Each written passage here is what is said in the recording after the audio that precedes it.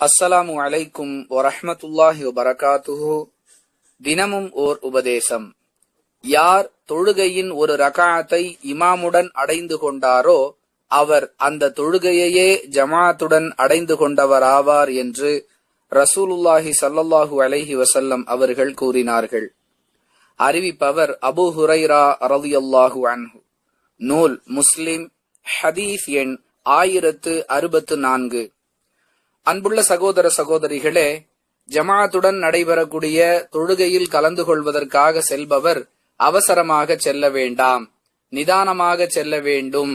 தன்னுடைய தொழுகையை நிதானமாக அவர் நிறைவேற்ற வேண்டும் என்ற கருத்துக்களில் அமைந்த ஹதீசுகள் ஏற்கனவே சொல்லப்பட்டிருக்கின்றன.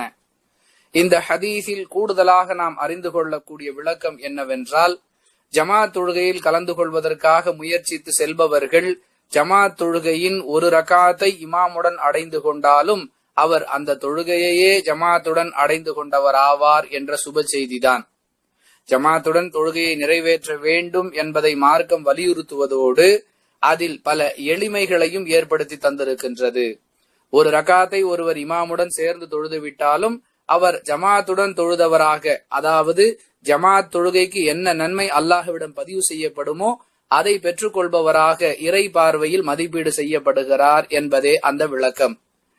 ஜமாத்துடன் தொழுகையை நிறைவேற்றுவதற்கு முயற்சிக்கக்கூடிய நன்மக்களாக அல்லாஹ் நம்மை ஆக்குவானாக. வாஹிர் தவானா அனில் ஹம்துலில்லாஹி ரப்பில் ஆலமீன்.